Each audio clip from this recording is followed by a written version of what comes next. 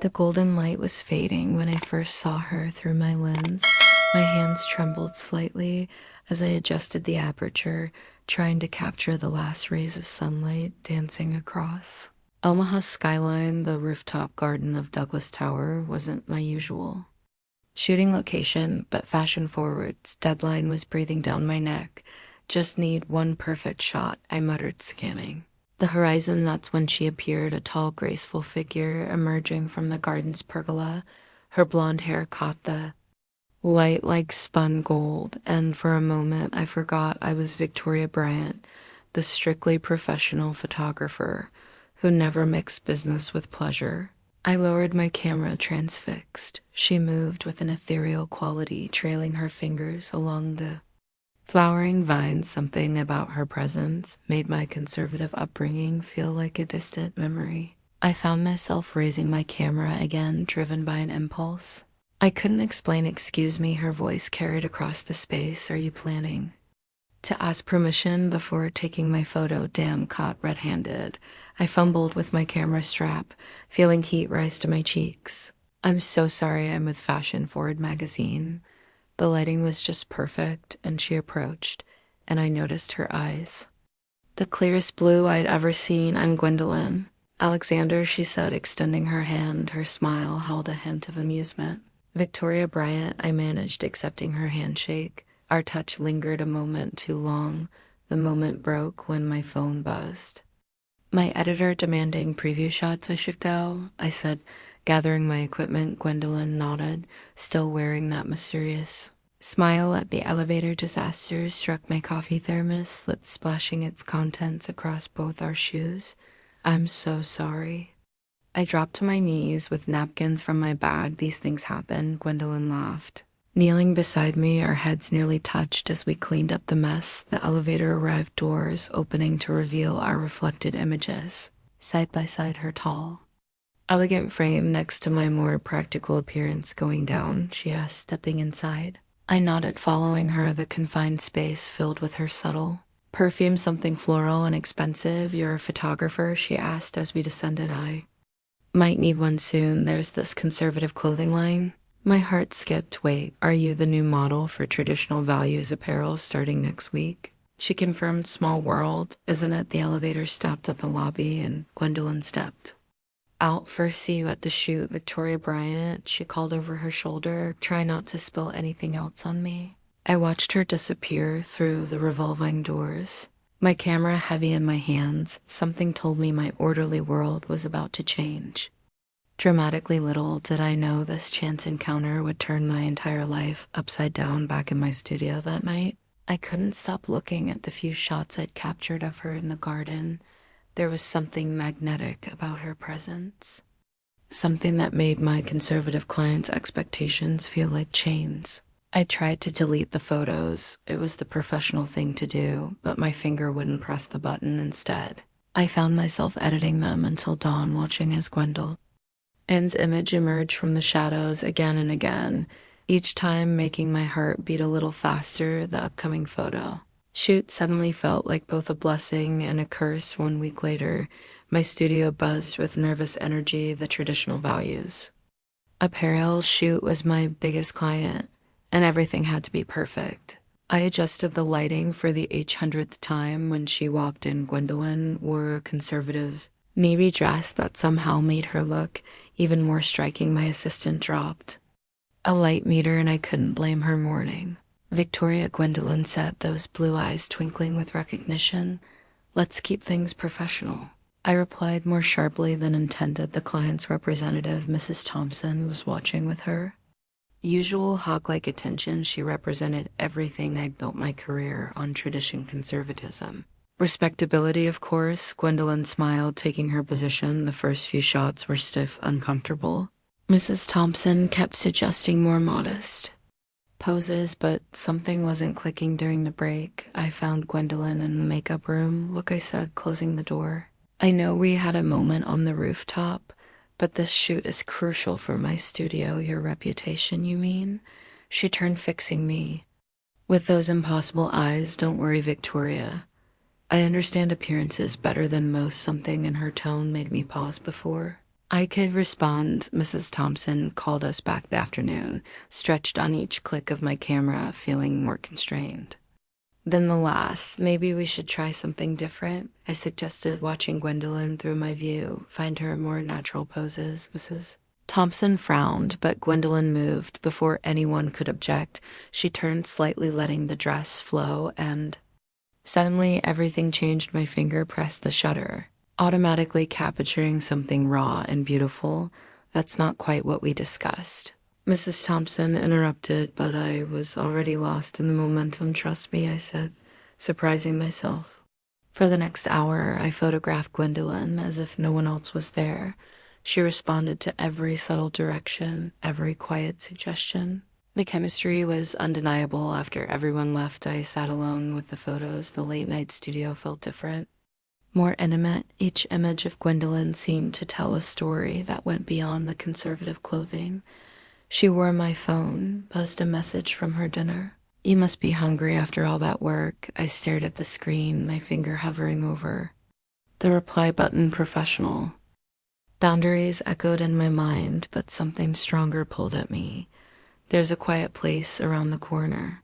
I typed back. The restaurant was nearly empty when she arrived. She changed into jeans and a simple blouse, yet still commanded attention. These shots are remarkable, she said, scrolling through the previews on my camera. They're different from my usual style. I admitted, watching her face in the dim light. Maybe that's not a bad thing. Her hand brushed mine as she returned the camera. We talked for hours about art, about boundaries, about the masks we wear. When she mentioned her transition, it wasn't a confession, just another part of her story I found myself sharing too.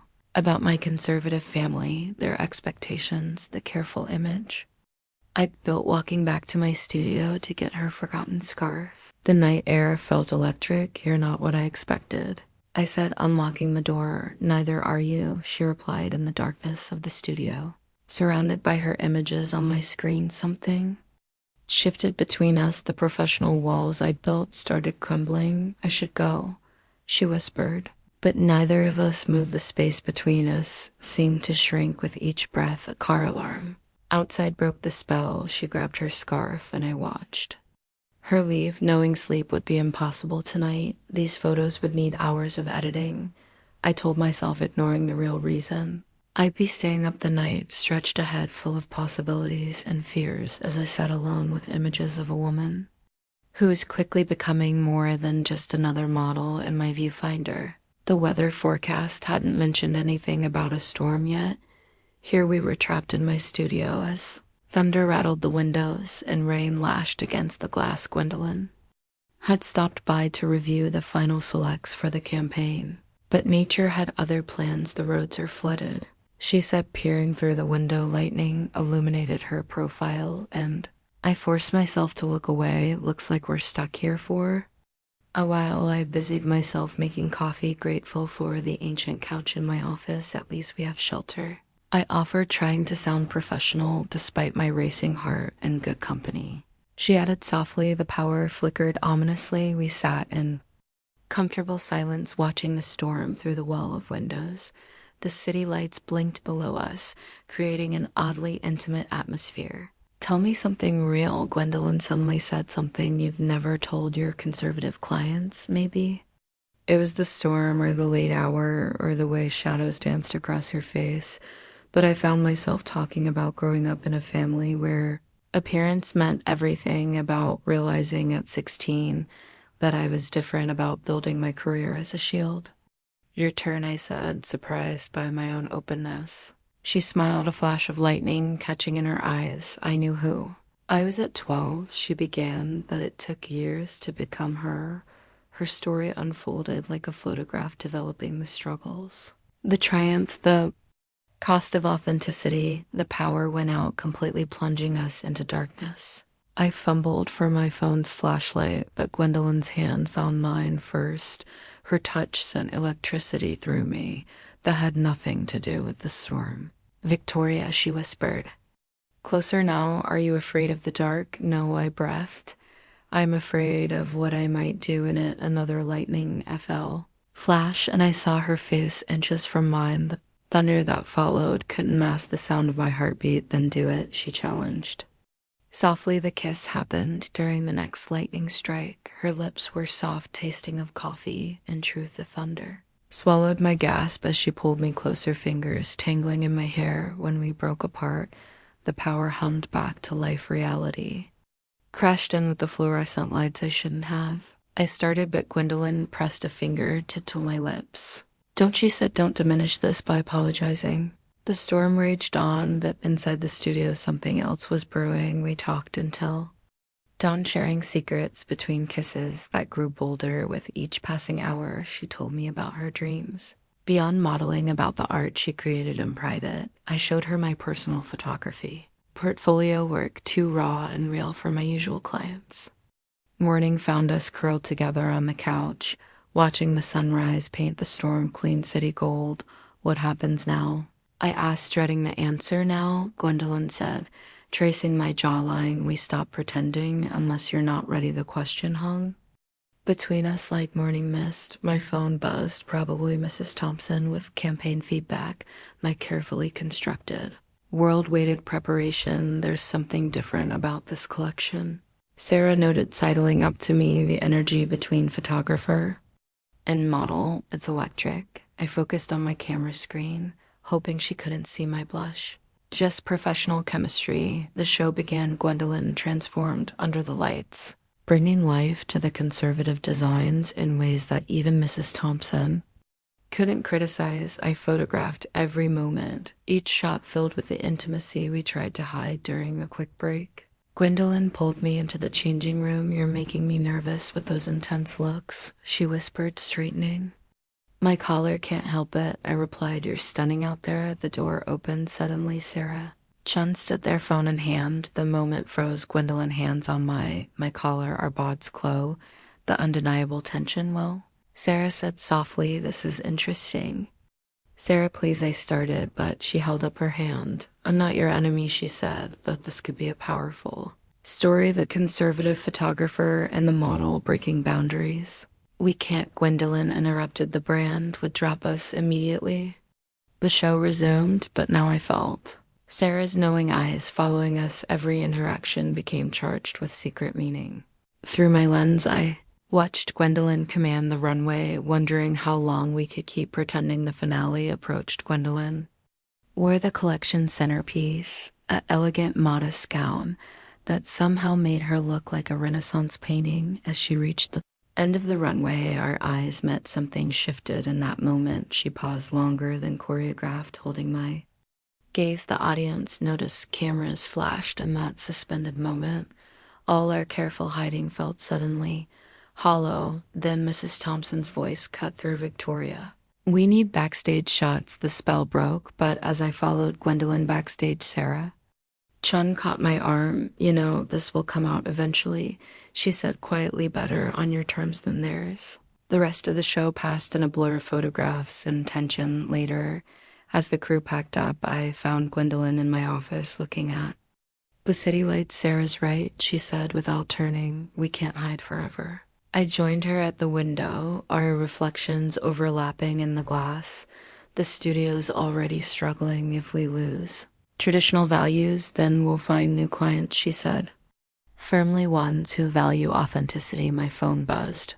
A preview of Sarah's article had arrived. The photo she'd chosen showed Gwendolyn on the runway, looking directly at my camera with undisguised emotion. The headline read, Breaking Tradition Fashions. New face check, giving us a choice, I realized, showing Gwendolyn the screen. What do you want to do? She asked, taking my hand, looking at our joined hands, then at the article.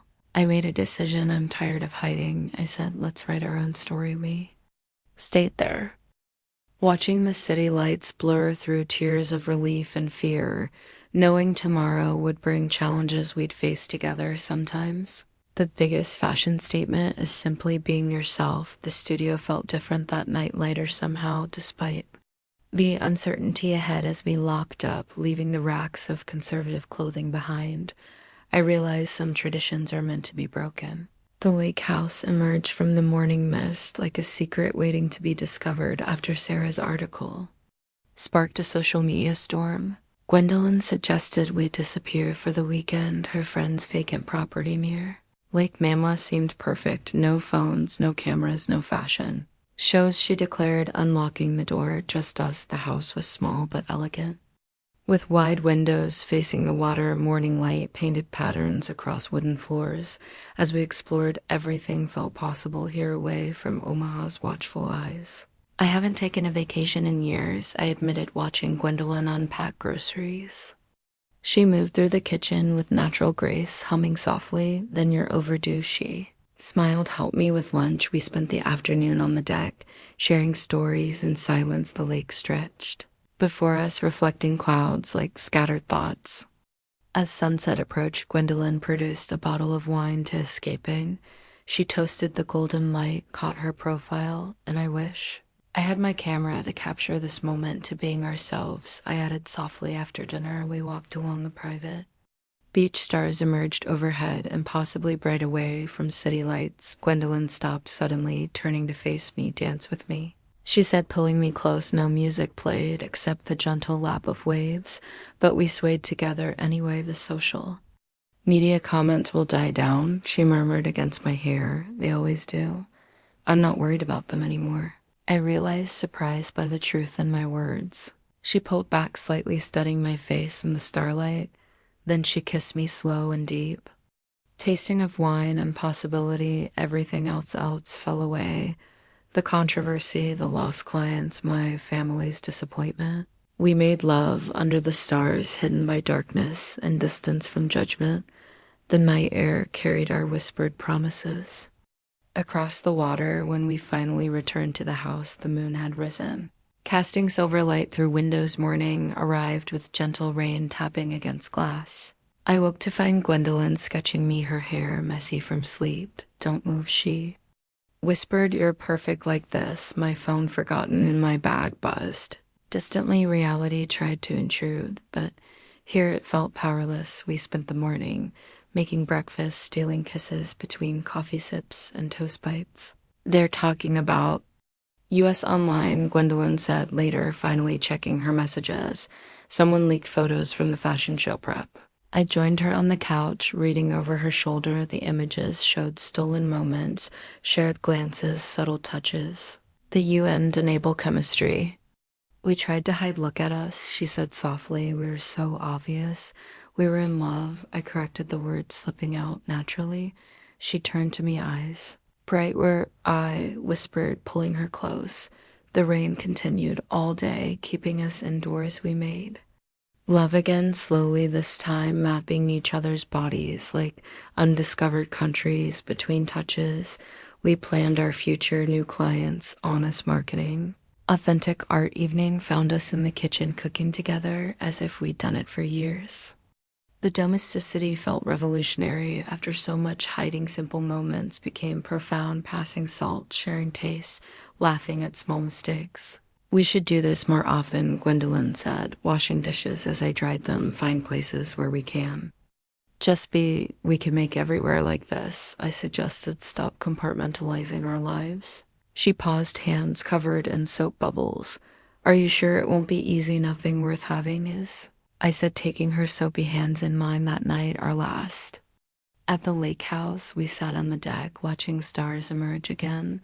The weekend felt like a glimpse into another life, one without masks or boundaries.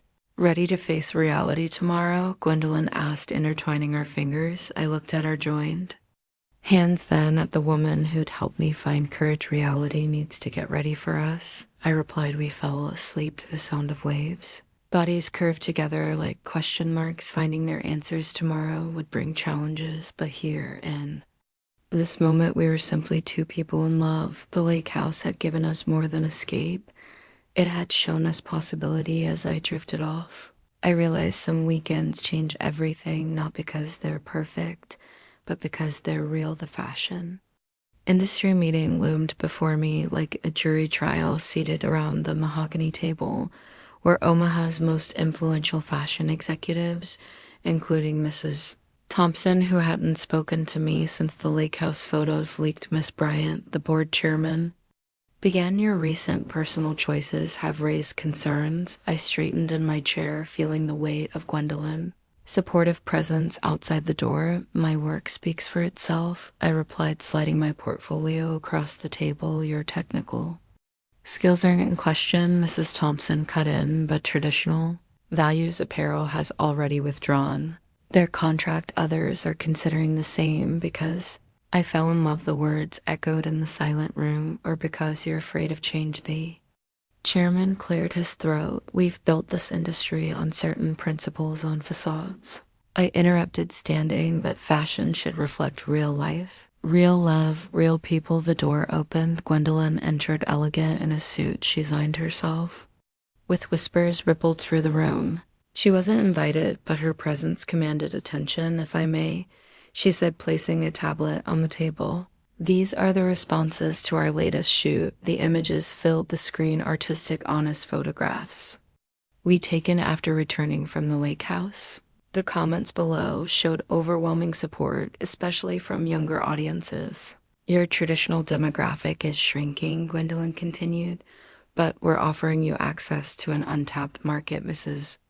Thompson's face tightened. This isn't about markets, it's about morality. No, I said firmly, it's about authenticity, something fashion desperately needs. The meeting dissolved into heated debate, but as executives argued, their assistants were sharing our photos on social media. By lunch, #authentic fashion was trending outside the building. Gwendolyn grabbed my hand. That was brave, she said, pulling me close. That was terrifying, I laughed. Then, without warning, she kissed me right there on the steps of the Fashion Institute. Cameras flashed. Someone from Style Weekly was passing by now. That was brave, I whispered against her lips. The photo went viral within hours.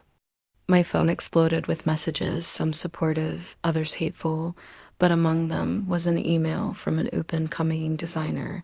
Need a photographer who understands real beauty. Interested that evening during the runway show. We'd committed 2 weeks ago. Everything changed. Gwendolyn walked the catwalk in a conservative design, but her presence radiated defiance when she reached the end. Instead of turning back, she looked directly at me. I lowered my camera. The audience held their breath. Then, breaking every protocol, I stepped onto the runway. Our kiss was gentle, brief, but it felt like revolution. Chaos erupted. Some people stormed out, others applauded. Mrs. Thompson looked ready to faint, but through my lens, I caught something unexpected.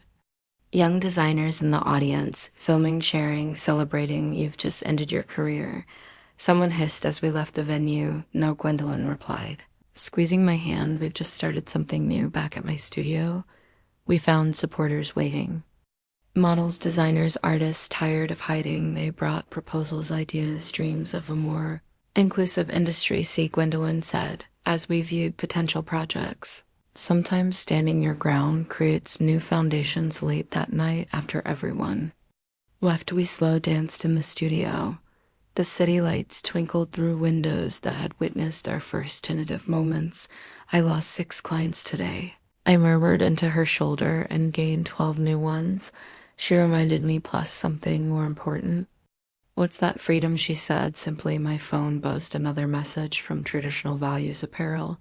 Probably another threat. I ignored it, focusing instead on Gwendolyn. Heartbeat against mine. Tomorrow would bring more challenges, more choices, more chances to stand firm. But tonight, in the quiet of my studio, I finally understood sometimes losing everything you thought you needed leads you to everything you actually wanted, ready for. What comes next? Gwendolyn asked, twirling me under the studio. Lights with you, I smiled. Always the fashion world was changing, and somehow, unexpectedly, we'd become part of that change. Our love story had become more than personal. It had become a statement, a movement, a revolution in authenticity, and it was only beginning. The morning light hadn't yet touched my studio windows when I heard the familiar sound of my mother's heels clicking down the hallway. My father's heavy footsteps followed. I'd been dreading this moment since our runway show. Statement went viral. Victoria Ann Bryant. My mother voice cut through the silence. What have you done to our family name? Gwendolyn squeezed my hand under the desk before standing. I'll give you privacy, she said, but my father blocked the door. No. He growled, "You're the reason for this scandal." I rose, placing myself between them. "Gwendolyn stays. This is my studio, and she's part of my life." Now my mother sank into a chair, perfectly manicured hands, clutching her designer purse. "Darling, we understand you're going through a phase." Gwendolyn's laugh was gentle but firm. "Mrs. Bryant, your daughter is one of Omaha's most talented photographers. She's finally free to show that. Talent authentically free." My father's face reigned. "She's destroying everything we built." "No," I interrupted, surprising myself with my steady voice. "I'm building something new, something real." My mother pulled out her tablet. "Displaying social media comments. Look at what people are saying about our family." "Look at what they're saying about my work," I countered, showing her our latest campaign. Diverse models, authentic emotions, raw beauty. The images had garnered international attention. "This isn't what we raised you to be," my father said quietly. "You raised me to be true to myself," I replied. "That's exactly what I'm doing." Gwendolyn moved to the window, sunlight catching her profile. My mother's eyes followed her, really seeing her for the first time. Something shifted in her expression, confusion. "Perhaps curiosity. She makes me happy, Mom," I said softly, happier than pretending. Ever did the silence stretched until my father broke it. "Your sister called. She's supportive of your situation." Claire, I hadn't spoken to my younger sister in months. "She's flying in tomorrow," my mother added reluctantly. "Says she wants to see your new work." Gwendolyn brought coffee, offering cups with graceful confidence. My parents accepted automatically, social training, overriding disapproval. "Tell us," my mother said, suddenly surprising everyone. "How did you two meet?" The story spilled out the rooftop. The storm, the gradual falling. Gwendolyn's hand found mine as we talked. My father stayed silent, but I caught him watching our intertwined fingers. "You really love her?" my mother asked, voice barely audible. "More than anything," I answered without hesitation. She nodded slowly, then stood. "We need time. Victoria, it's not what we imagined for you." "I know," I said, walking them to the door, "but it's better than anything I imagined for myself." My father paused in the doorway. "Your grandfather built this family's reputation, and I'll build my own," I finished firmly. After they left, Gwendolyn held me as I shook with delayed emotion. "You were amazing," she whispered. "They didn't disown me," I said, half laughing, half crying. "They're trying," she replied. "That's something." My phone chimed a message from Claire. "Saw the runway photos. You two are beautiful together. Can't wait to meet her later that night. Reviewing client proposals." Gwendolyn looked up. "Suddenly your mother asked about our story, so she's curious." Curiosity means hope. I thought about my mother's final look, my father's silence, Claire's support. Small steps, I mused, the best kind. Gwendolyn smiled. "They last longer." Outside, Omaha's lights twinkled like scattered stars. My studio, once a shrine to conformity, now felt like a sanctuary of authenticity. My parents' visit had shaken me, but hadn't broken me.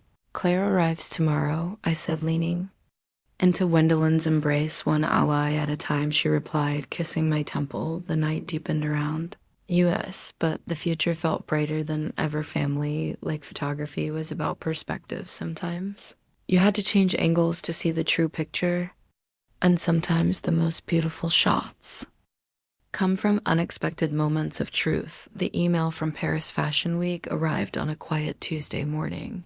Gwendolyn read it 3 times before showing me her hands. Trembling slightly, "They want me as their featured model," she whispered. 3 months in Paris, starting next month. My coffee cup froze halfway to my lips. "Paris Elite Modeling Agency," she continued. "They saw our viral runway photos. They're calling it revolutionary." Authenticity, pride, and fear battled in my chest. This was her dream. International recognition, breaking barriers on a global stage, but 3 months apart felt like an eternity. "You have to take it," I said, forcing a smile. She studied my face. "Come with me." "I can't. The studio is finally recovering. We have new clients' projects lined up. We could do both," she insisted. "Your work is digital. Paris has photographers too." But we both knew it wasn't that simple. My newly rebuilt reputation in Omaha was still fragile. Leaving now could undo everything we'd fought for the next week. Past in a blur of preparations, Gallon's agent called constantly arranging details. I threw myself into work photographing twice as many session questions as usual. You're avoiding me, she said one evening, finding me in the dark room. I'm supporting you, I corrected, not meeting her eyes. By working yourself to exhaustion. I finally looked at her, illuminated by red safety lights. I don't know how to do this without you anymore. She pulled me close, our shadows merging on the wall. Then let's find a way to do it together. That night, unable to sleep, I reviewed our past shoots. Each image told our story. The tentative early days, the growing confidence, the final emergence of truth. Then I noticed something. Look. I called Gwendolyn over these shots from Paris designers that are all digital submissions.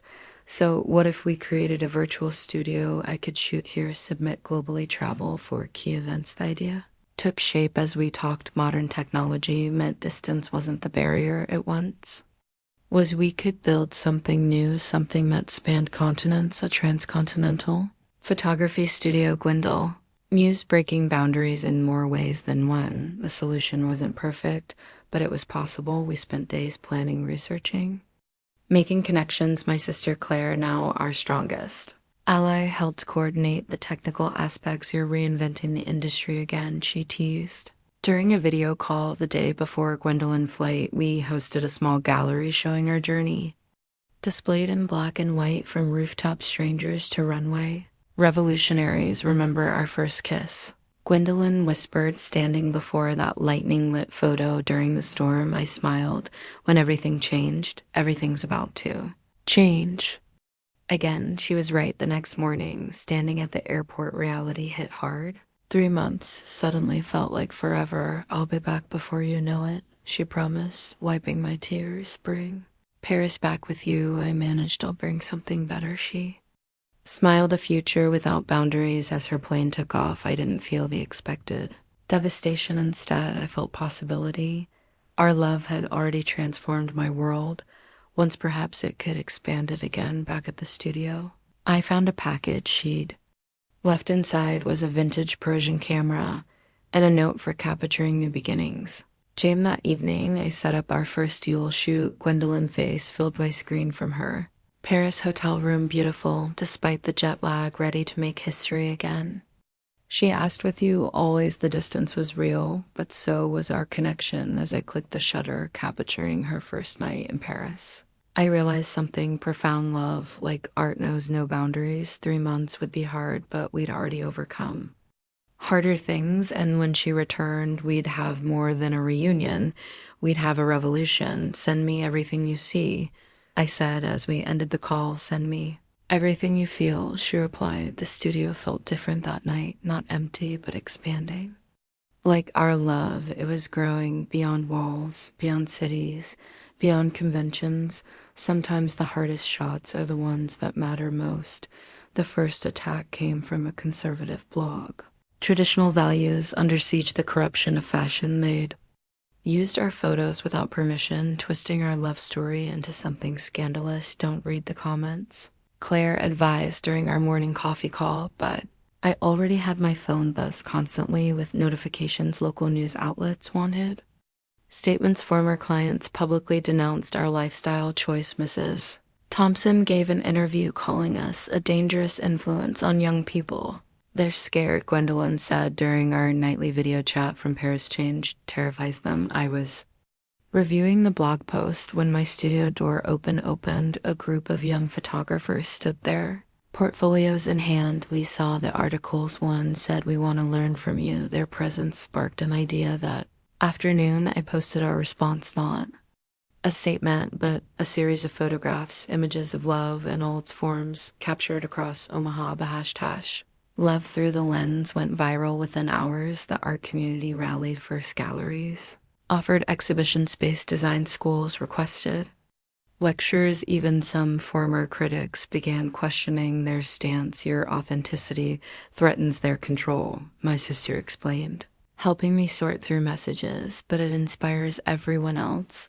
Then came the counterattack. Conservative media outlets launched a coordinated campaign. They dug into our past, questioned our motives, challenged our integrity. They found my transition photos, Gwendolyn warned during a late night call. Her voice trembled slightly. Then let's show them something.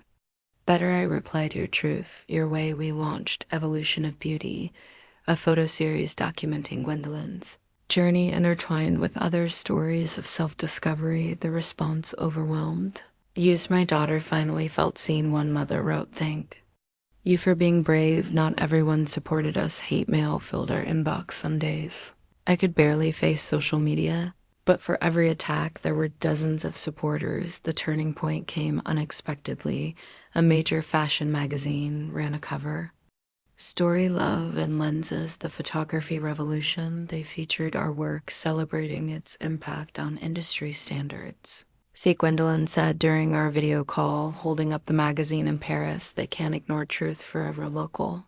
Artists organized a solidarity exhibition. They filled a warehouse with diverse love stories captured through various mediums. Our photos help hold us in our space. This is bigger than us now. I realized watching crowds flow through the gallery. Even my parents' friends began shifting their stance at a charity event. I overheard my mother defending us. My daughter sees beauty others missed. The media storm intensified when a conservative fashion brand launched a traditional values campaign directly attacking our work. Their photos felt forced, artificial. They fighting the future.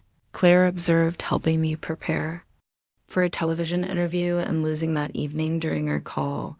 Gwendolyn seemed thoughtful. Remember when we worried about losing everything?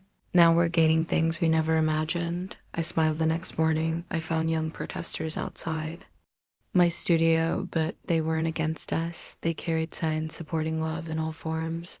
Many wore t-shirts featuring our photos. You changed how we see ourselves, one told me, tears in her eyes. Inside, my team worked on our biggest project, yet a documentary series about love's many faces. Each photo told a story of courage, of truth, of transformation.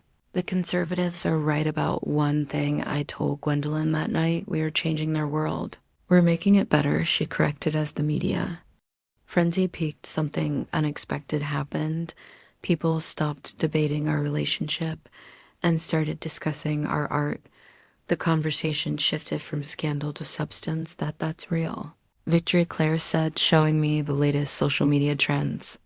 Looking through my lens at Omaha's changing landscape, I realized we'd done more than survive controversy. We'd sparked evolution. Ready for the next storm? Gwendolyn asked during our goodnight call with you.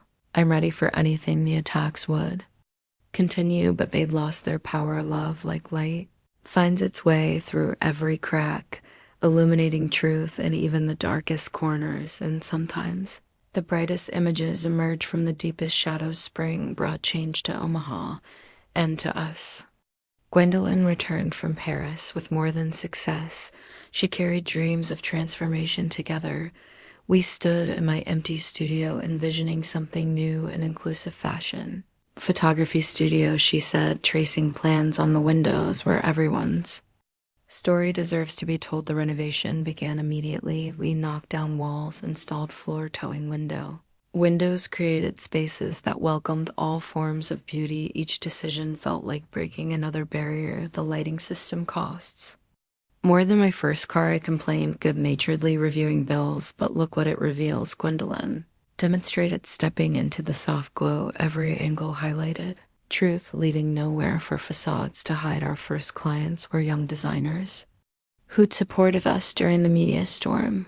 They brought fresh perspectives, bold ideas, and most importantly, authentic stories.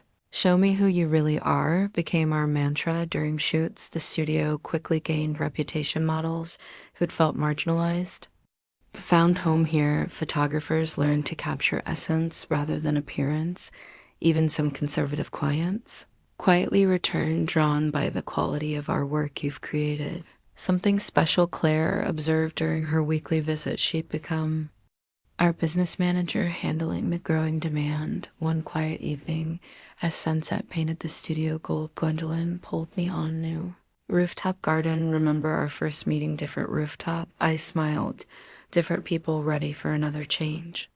She seemed nervous, unusual for her. What kind of change? She produced a small box inside, lay two simple rings, the private kind.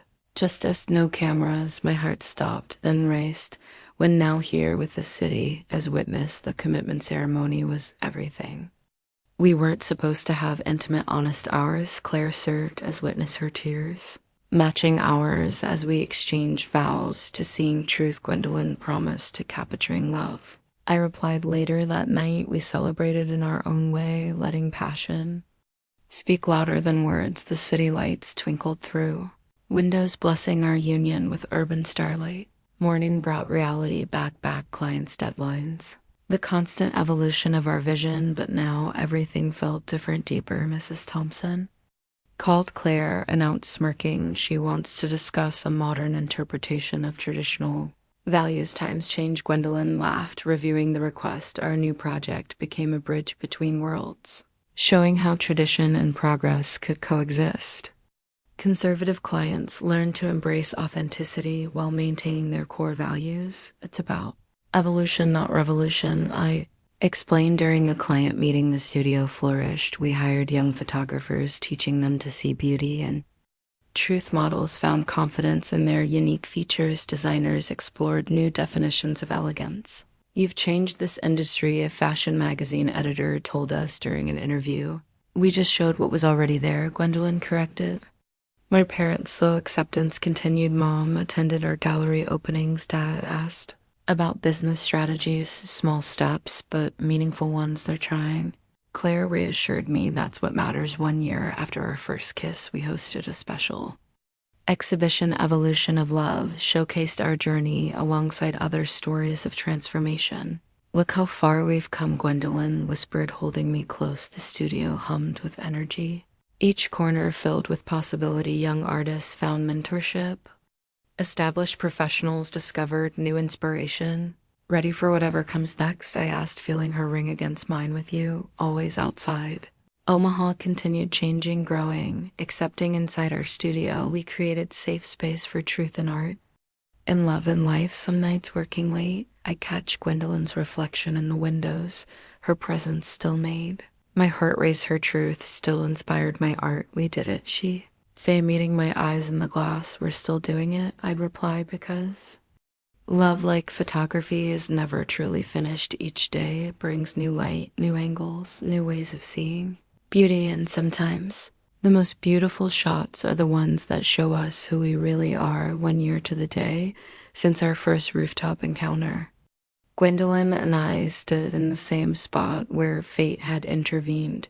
The garden was different now, lush with life, dotted with comfortable seating for our photography. Students remember how nervous you were, she teased, recreating my fumbling with the camera. I was trying to be professional. I defended, pulling her close. The morning light painted everything gold, just like that first day below us. Our transformed studio prepared for a special event, the opening of our truth through the lens gallery.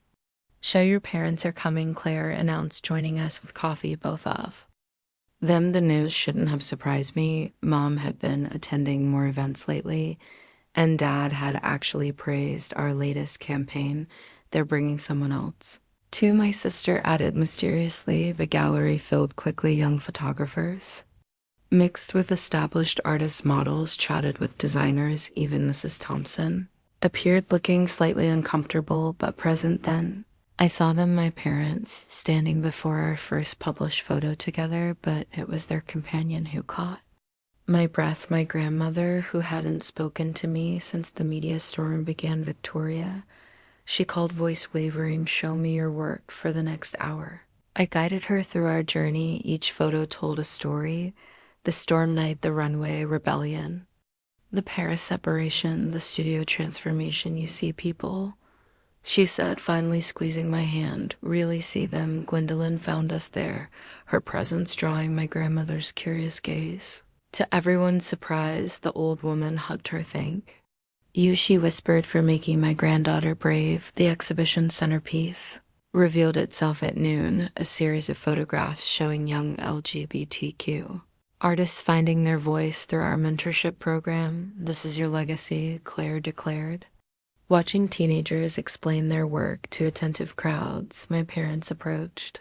Slowly, Dad cleared his throat. We were wrong. He said simply about many things, Mom added, embracing me. The afternoon brought another surprise. Our rooftop garden had been transformed for an impromptu celebration. Fairy lights, twinkled music played softly, and our entire extended family, chosen and biological, gathered together. Look what we built, Gwendolyn murmured as we watched the sunset paint Omaha and familiar. Gold below, our students practiced their craft, capturing moments of genuine connection. Mars Thompson chatted with a transgender model about lighting techniques, my grandmother. Share stories with young artists ready to teach the evening class, I asked. Checking the time, our favorite part of the day, Gwendolyn smiled, the photography workshop, filled with eager faces, young people who'd found sanctuary in our studio. Together, we taught them to capture truth, to see beauty and authenticity show us. How you met, one student begged, so we did. Gwendolyn posed by the rooftop railing, just as she had that first day. I raised my camera, feeling the same flutter in my heart. Sometimes I told the class the most important shot is the one that changes. Your life later, after everyone left, we slow danced under the stars. The city hummed below, different yet familiar. Happy anniversary. Gwendolyn whispered, happy beginning. I corrected because that's what each day felt like now. A new beginning, afresh. Frame another chance to capture love in all its forms. Our studio lights still burn bright most nights, welcoming those who needed space to be themselves.